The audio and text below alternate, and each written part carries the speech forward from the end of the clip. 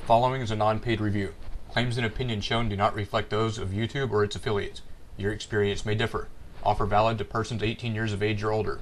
Void where prohibited. Please enjoy our products responsibly. Good evening, everyone. It's 7 p.m. on November 3rd, 2008. Some of you may have seen my Far Cry 2 single-player review. For those of you that did, thanks for watching it. For those of you that didn't, you're not missing anything special.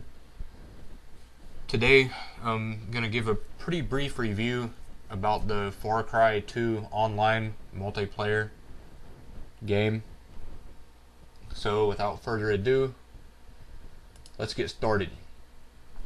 There are a few things that I like about it, but I'm really sad to say that I think the cons probably outweigh the pros on this one.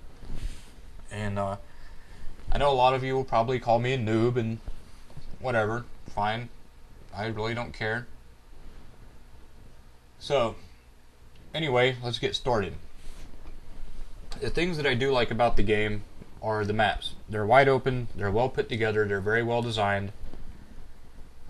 I like that there are vehicles that you can use, albeit they're only cars and dune buggies, but nonetheless, there are vehicles.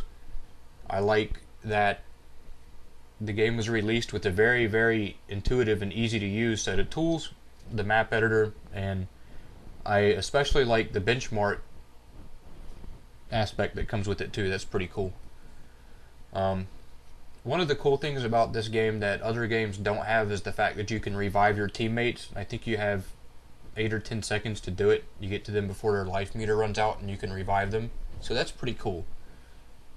The downfall to that is I don't think there's very many people that realize you can do that. And if they do, then they probably aren't going to help you anyway. I've been dead multiple times and seen people just run by. So that's kind of what to expect. I like that you can gain rank and get better weapons, just like Call of Duty. So that's pretty cool. They've got a very good choice of weapons. Quite a few weapons. A lot of you are probably familiar with most of the weapons they've got. The M16 and AR, whatever you want to call it, the MP5s, things like that. Okay, so now for the bad stuff, and I'm sad to say that there is quite a bit of it. First on the agenda are the snipers. I don't have anything against snipers, it's all fine and good. I snipe myself, but it does become a problem on wide open maps and maps with a lot of open area because everyone is a sniper. The scope doesn't move from breathing and you almost don't even have to lead your target, so it's pretty easy to hit and kill somebody with it.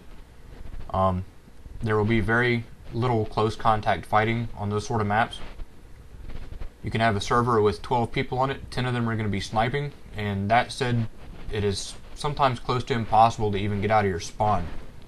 The gun generally only takes one hit to kill, so compared to other weapons in some ways it is pretty overpowered. I've seen on a few occasions also that when I'm sniping, my bullet will hit what appears to be an invisible barrier, as if it's limited to a certain range, and other players have confirmed this as well.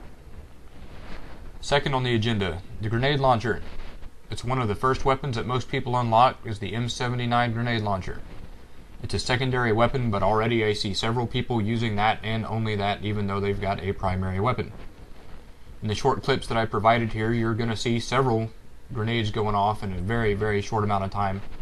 So what it really boils down to are people who snipe or just run around lobbing grenades, sometimes from 10 feet away or less, which really doesn't involve a whole lot of skill.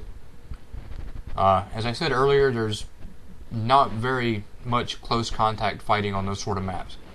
But of course it's not always like that, but most of the time what I just described is what you're going to encounter. So as for all the other weapons, it'll take you at least a full 30 round clip to kill one person, and that can be pretty irritating at times. The knife also takes multiple hits, where in most games with a melee weapon one hit is enough. These are probably just personal gripes of mine, and not everybody's going to feel the same way, so keep that in mind. Something else I don't like is when the game ends, you're brought back to the main menu where you have to find another server to play in. Unlike traditional games, the server disconnects everyone when the map rotates, and you have to wait for everybody to ready up in order to play. Sometimes this could take several minutes. If there's an admin on, I think they can force launch the game, but if there's not, then sometimes it really sucks because you have to sit there and wait for 5 to 7 minutes, and that's quite a long time in a game. Also, the game's got a pretty primitive server browser, but you can't join games that are in progress, so it almost makes the browser kind of useless. So most of the time you're just going to be hitting the quick match, and it's going to go through several servers until it finds what you want to play on. All in all, the online portion does have some very good ideas, but I feel that there is quite a bit of room for improvement. Those of you that favor hardcore matches in Call of Duty will not like the multiplayer portion.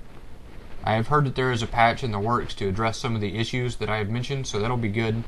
I just think that a lot of things could be done better. Some things I'd like to see are for the rest of the guns to be made a little more powerful, so it'll add a bit of balance to the weapons that are overused and overpowered, but again, this is a personal preference. That said, it's a good idea, but I don't think that it was executed to the fullest extent possible. I mentioned earlier that there is a patch that is in the works to add some new functionality and address some of the issues and bugs that I've mentioned, so that'll be nice. I think that about wraps it up, and again, thanks for watching and have a nice day, everybody.